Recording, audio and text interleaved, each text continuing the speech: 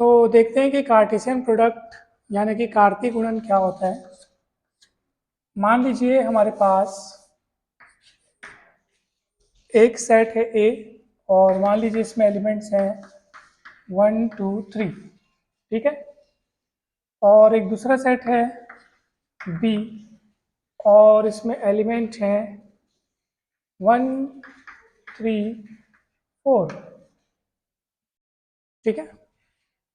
दो सेट है तो ए और बी का जो कार्टेशियन प्रोडक्ट है उसको हम इस तरीके से लिखते हैं ए क्रॉस बी। और इसमें कौन कौन होंगे बताऊं? ए के एलिमेंट्स और बी के एलिमेंट्स को लेकर के आप कितने पॉसिबल यानी कि कितने पॉसिबल आप ऑर्डर्ड पेयर बना सकते हैं। कितने पॉसिबल मतलब कि सारे के सारे बनने वाले ऑर्डर पेयर का कलेक्शन, जिसमें एक ए का पेयर मतलब ए का एलिमेंट पहले रहेगा और बी का एलिमेंट बाद में रहेगा। यानी कि देखो, जैसे ए से मैं 1 लिया तो इस 1 का 1 के साथ पेयर, फिर इसी 1 का 3 के साथ पेयर, फिर इसी 1 का 4 के साथ पेयर। समझ में आ रहा है? इसको ऑर्डर्ड पेयर बोलते हैं, क्रमित युग्म बोलते हैं, क्रमित युग्म यानी ऑर्डर्ड पेयर। फिर इसके 2 के साथ उसके 1 का पेयर है नहीं भाई। तो इसका सबसे सरल तरीका क्या है? एक एलिमेंट इधर का पकड़ो और उधर के सारे लोग के साथ पेयर बनाओ, फिर इधर का दूसरा एलिमेंट पकड़ो, फिर उसका सारे लोग के साथ पेयर बनाओ। 2 1 मतलब 2 1 2 3 2 4। समझ में आया कि नहीं? अरे सॉरी सॉरी सॉरी, अभी 3 वाला बचा है, ठीक है ना। फिर 3 का सबों के साथ पेयर बनाओ, 3 1 3 3 3 4। क्लियर है क्या? तो इस तरीके से हम ऑर्डर्ड पेयर तैयार करते हैं। और जैसे मान लीजिए एक बात की बात, यहाँ पर एक और होता, मान लो 5, तो क्या होता बताओ भला? 1 5 और आ जाता, 2 5 और आ जाता यहाँ पे, और 3 5 भी आ जाता है नहीं भाई? ये दे यहाँ पे कॉमा करके 1 5 और आ जाता, यहाँ पे कौन आ जाता? 2 5 और आ जाता, और यहाँ पे कौन आ जाता? और आ जाता। तो ऐसे आपका तैयार होगा।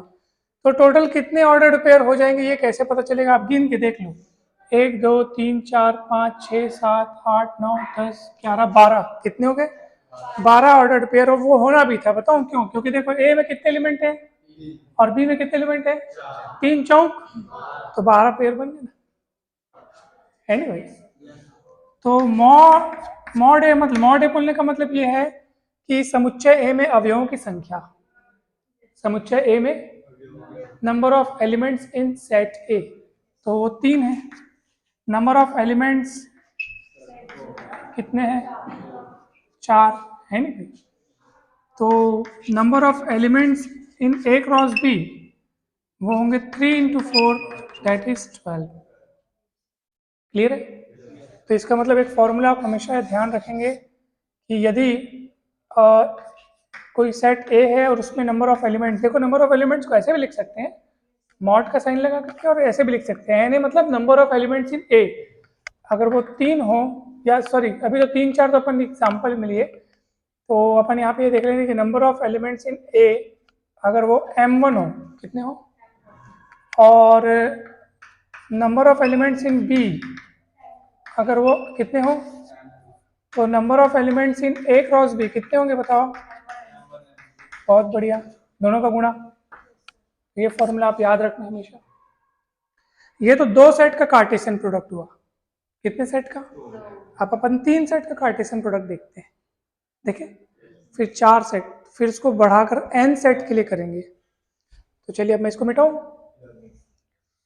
Very good. यानी कि अगर मुझे कोई कहे कि सर आप 2 सेट के कार्टेशियन प्रोडक्ट को, 2 सेट के कार्टेशियन प्रोडक्ट को कैसे डिफाइन करेंगे, तो 2 सेट ए और बी के कार्टेशियन प्रोडक्ट में किस टाइप के एलिमेंट्स रहते हैं? तो आपने देखा कि सर अभी तो आपने बनाया था कि ए क्रॉस बी, जब आपने बनाया तो इसके एलिमेंट्स अपने आप में कौन थे? एक ऑर्डर्ड पेयर थे। ऑर्डर्ड पेयर मतलब कि 2 एलिमेंट्स को इस तरीके से लिखा जाता है, पेयर मतलब कि जोड़ी, है ना भाई? 2 एलिमेंट्स जिसमें से पहला एलिमेंट लिया जाएगा पहले सेट से और दूसरा एलिमेंट लिया जाएगा दूसरे वाले सेट से, यानी पहला एलिमेंट ए से ले रहे हैं और दूसरा एलिमेंट कहाँ से ले रहे हैं, तो इस टाइप के ऑर्डर पेयर होंगे। आप लिख देना जहाँ such that x belongs to a and y belongs to b।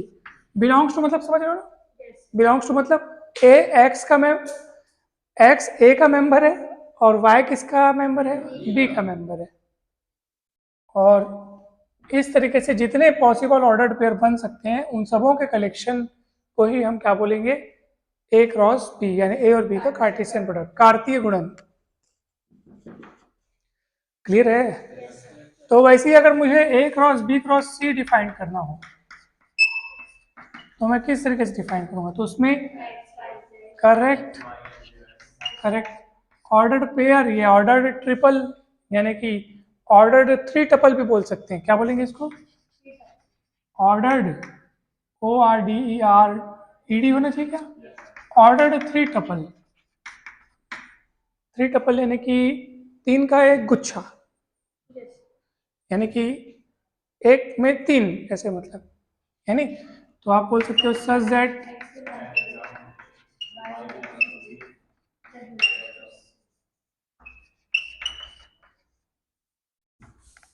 समझ में आया कि नहीं बताओ।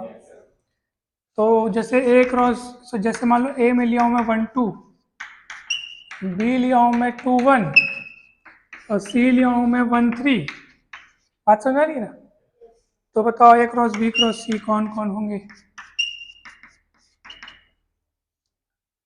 या इसको, हाँ चलो पहले बताओ।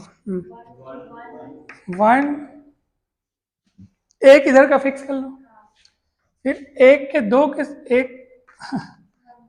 एक को 2 के साथ लेके एक को ले लो, समझ आ रहा है? फिर एक को 2 के साथ लेके 3 को ले लो, है नहीं फिर समझ में आया? फिर एक को एक के साथ लेके एक को ले लो, फिर एक को एक के साथ लेके 3 को ले लो, समझ में आया? फिर क्या करोगे, 2 को 2 के साथ लेके एक को ले लो, फिर 2 को 2 के साथ ही लेके 3 को ले लो, फिर 2 को इस एक के साथ ले ले, एक को ले लो, समझ में आ रहा है नहीं आ रहा है? फिर 2 को इस एक के साथ लेके 3 को ले लो, समझ में आ रहा है? कितने हुए, 8। और वो होने भी थे, क्योंकि देख इसमें 2 एलिमेंट है, इसमें कितने एलिमेंट है, उसमें कितने एलिमेंट है, पिछले वाले में भी तो वही था ना, है नहीं भाई? तो एक फॉर्मूला ये भी तैयार हो गया, नंबर ऑफ, अगर ए में अवयवों की संख्या, नंबर ऑफ एलिमेंट्स इन ए, है ना भाई?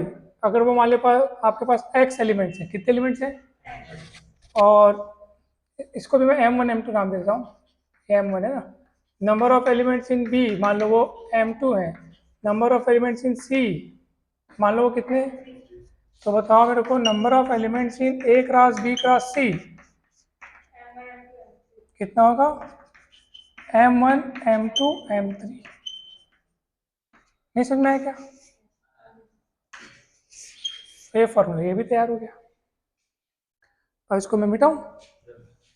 अब हम देख रहे हैं कि अगर हमारे पास n सेट रहेंगे तो उनका कार्टेशियन प्रोडक्ट हम कैसे लिखेंगे,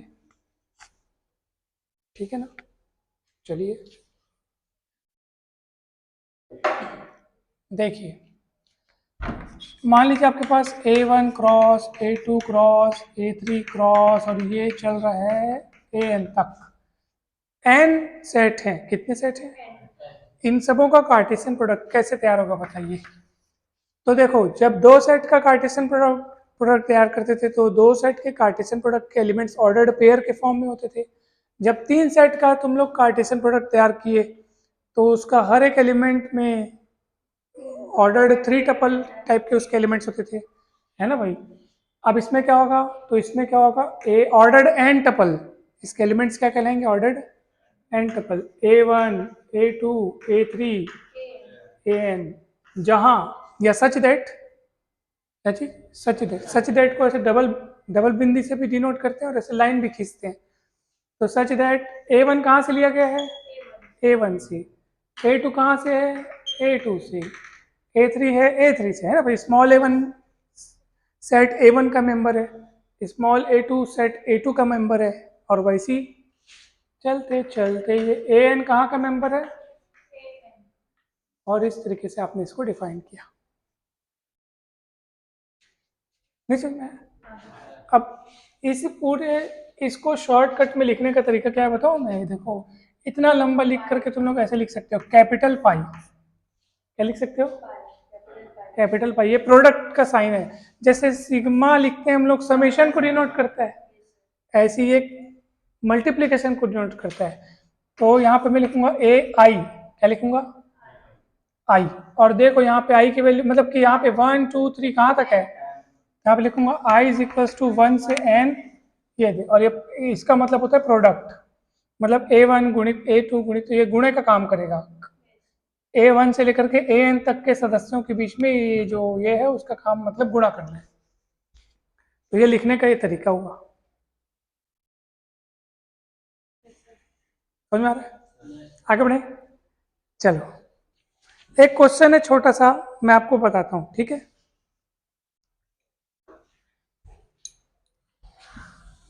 अच्छा एक और बात, क्या अगर मान लो आपके पास दिए हैं दो सेट A और B, तो क्या A क्रॉस B और B क्रॉस A है ना, A क्रॉस B और B क्रॉस A बराबर होते हैं? नहीं, हमेशा नहीं, कि हमेशा हाँ, हो सकते हैं अगर A और B जो है इक्वल।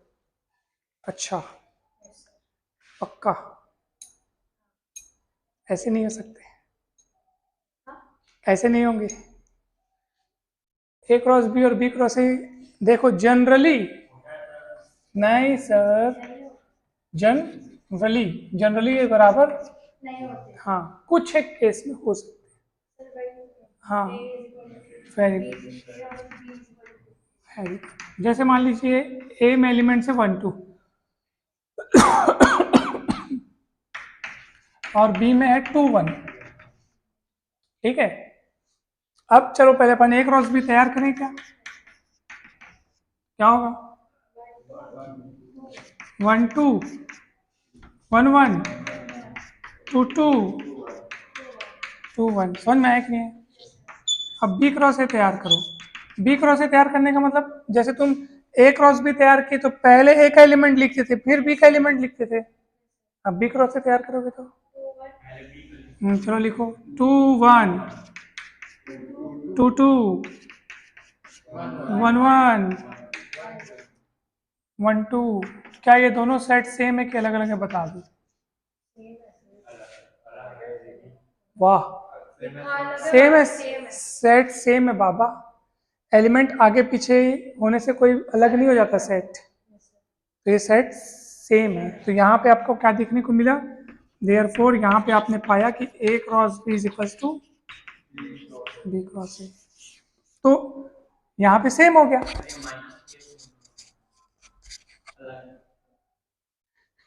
ये हम लोग यहाँ पे वो वेक्टर प्रोडक्ट नहीं पढ़ रहे हैं हम लोग दो सेट का कार्टेशियन प्रोडक्ट पढ़ रहे हैं, दो सेट का कार्टेशियन प्रोडक्ट। हाँ अच्छा, एक और मस्त वाली बात मैं आपको बताना चाहता हूँ कि A cross B equal B cross A आपने देखा, ठीक है।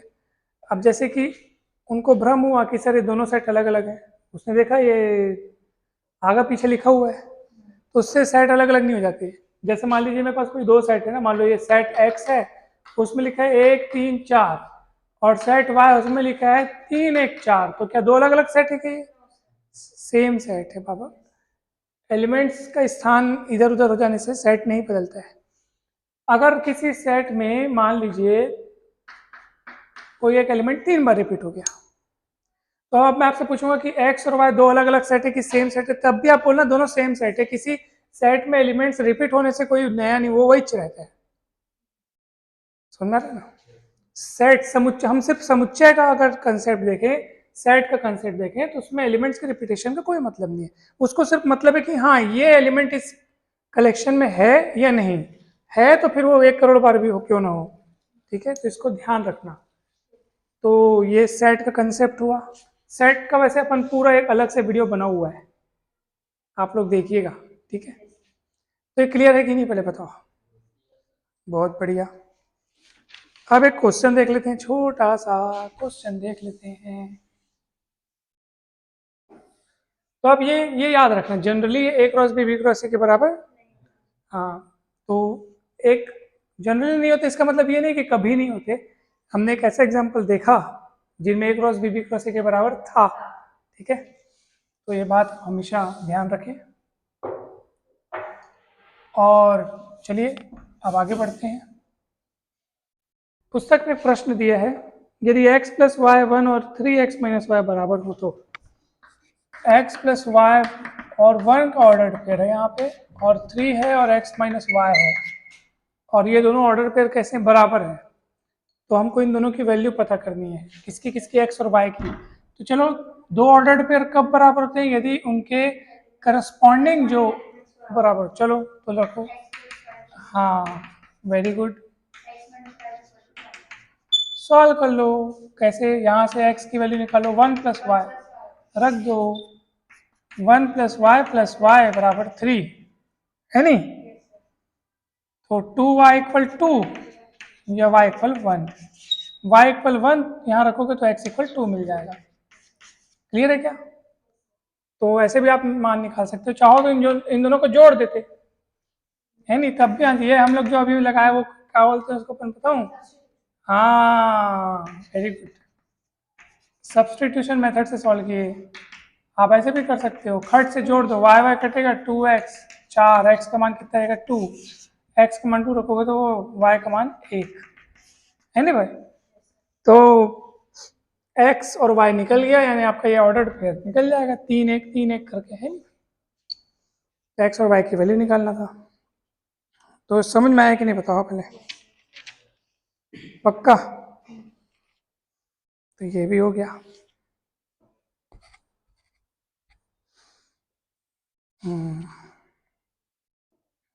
चलिए अब हम कुछ एग्जांपल्स देखते हैं जिसमें हम थोड़ा और अच्छा एक कंसेप्ट जानेंगे। जैसे अभी हम लोग कार्टेशियन प्रोडक्ट देखे, ठीक है, तो वैसे ही आर यानी सेट ऑफ रियल नंबर्स, और एक और आर यानी फिर से एक सेट ऑफ रियल नंबर्स, और दोनों का कार्टेशियन प्रोडक्ट है ये। तो कार्टेशियन प्रोडक्ट की डेफिनेशन से इसमें ऑर्डर्ड पेयर एलिमेंट्स होंगे, ऑर्डर्ड पेयर के फॉर्म में, जहाँ x r और दूसरा भी तो आर एच है, तो x y belongs to R लिख सकते हो आप। दूसरा भी तो कौन है, आर है। अब ये आर वो आर दोनों अलग अलग आर थोड़ी हैं, दोनों क्या है, आर ही हैं। आर तो आर है, सेट ऑफ रियल नंबर्स है, ठीक है। तो मतलब ये आर का आर के साथ ही कार्टेशियन प्रोडक्ट है, समझ में आ रहा है ना। ये कुल मिलाकर क्या बनेगा, आर स्क्वायर। अब बताओ, ये ऑर्डर्ड पेयर के फॉर्म में ये पॉइंट्स आपको पता है कहाँ दर्शाए जाते हैं, एक्स वाई प्लेन में, एक्स एक्सिस और ये, तो ये x लिखा है मतलब x एक्सिस पे x दूरी, y लिखा है मतलब y एक्सिस पे y दूरी, और ये पॉइंट फिर बनता है, याद है आपको ऐसा बनता है नहीं, P जिसके कोऑर्डिनेट्स हो गए x y। तो आर स्क्वायर अर्थात r क्रॉस r किसको व्यक्त करता है, एक्स वाई प्लेन को, जिसको अपन कार्टेशियन प्लेन भी बोलते हैं, यानी कार्तीय समतल, कार्टेशियन प्लेन। तो कभी आर स्क्वायर आएगा तो आप समझ जाना ये समतल की बात हो रही है, प्लेन की बात हो रही है, एक्स वाई प्लेन की बात हो रही है, ठीक है ना। क्योंकि भैया एक्स वाई प्लेन में ही तो किसी पॉइंट के कोऑर्डिनेट्स में दो चीजें रहती है, एक एक्स कोऑर्डिनेट रहता है और वाई कोऑर्डिनेट रहता है। अगर मान लो ये 3 एक्सिस की बात होती है, देखो ऐसे ऐसे और ऐसे, एक्स वाई और जेड होता, तो 3 एक्सिस में अगर कोई पॉइंट लेते हैं तो उसके लिए तीनों कोऑर्डिनेट चाहिए होता है। ये देखो यहाँ पे पॉइंट पी है, X Y Z, X coordinate Y coordinate Z coordinate, ऐसे बढ़ाओगे इसको, फिर ऐसे पढ़े हुए नहीं, अपन पढ़े नहीं, बताओ। ये देखो एक्स दूरी में एक्स डिस्टेंस, वाई दूरी में, सॉरी एक्स एक्सिस में एक्स डिस्टेंस, वाई एक्सिस में वाई डिस्टेंस, और जेड एक्सिस में जेड डिस्टेंस। ये जो लंबाई है ना ये वाली, जेड के पैरेलल इसलिए जेड, समझ में ऐसा है। ये एक्स एक्सिस में एक्स दूरी, वाई एक्सिस में वाई दूरी, जेड एक्सिस में जेड दूरी, इस तरीके से। तो आर क्यूब कैसे डिफाइन करोगे आप बताओ भला, आर क्यूब मतलब आर क्रॉस आर। तो इसके एलिमेंट्स किस फॉर्म में होंगे बताओ? X Y Z, ordered 3 tuple. समझ में आया कि नहीं बताओ? तो ये आप जानिए, समझिए, इसको कार्टेशियन स्पेस बोलते हैं। क्या बोलते हैं? हाँ, वेरी गुड। ठीक है, समझ में आ रहा है ना? तो चलिए, तो ये कंप्लीट अच्छे से समझ में आया? बढ़िया, कहीं कोई डाउट तो नहीं है ना? Very good, very good. चलिए।